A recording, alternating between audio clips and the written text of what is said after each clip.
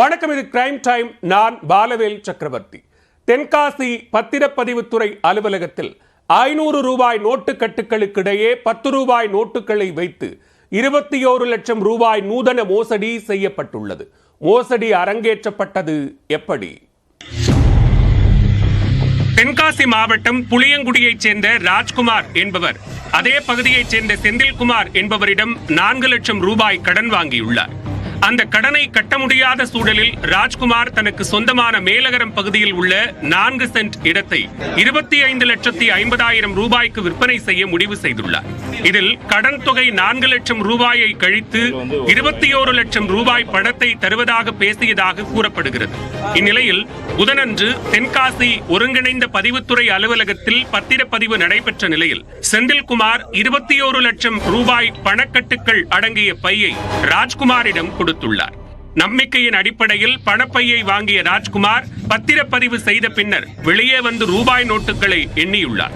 இதில் 500 ரூபாய் கட்டுக்கள் என்ற பெயரில் மேல் பகுதியில் மட்டும் 500 ரூபாய் நோட்டை வைத்துவிட்டு கட்டுக்களின் உள்ளே 10 ரூபாய் நோட்டுகளை வைத்து ஏமாற்றியுள்ளார்.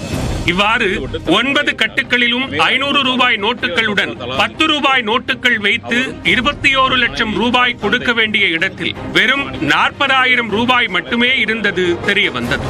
தான் ஏமாற்றப்பட்டதை கண்டு அதிர்ச்சி அடைந்த ராஜ்குமார் தொலைபேசியில் செந்தில்குமாரை அழைத்த போது அவரது செல்போன் சுவிட்ச் ஆஃப் செய்யப்பட்டு இருந்துள்ளது.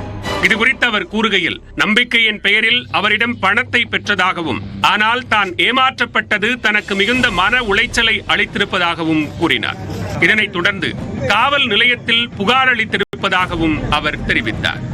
21 லட்சம் ரூபாய் தருவதுன்னு சொல்லிட்டு 40,000 ரூபாய் கொடுத்துட்டு மேலும் 500 கட்டும், மேலே 10 ரூபா 500 தாளும், கீழே 100 ரூபா தாளும் வைத்து 10 ரூபா தாளும் வைத்து என்னை ஏமாற்றிவிட்டார்கள். செந்தில்குமாரோட 4 லட்ச ரூபா கடன் பெற்றுள்ளேன். கடன் பெற்று 5 வருடம் ஆகி 5 வருடம் வட்டி கட்டியுள்ளேன். 2 பைசா வட்டி மாதம் 8,000 ரூபாய் கட்டியுள்ளேன். அசலுக்கு ஈதாக வட்டி கட்டியுள்ளேன்.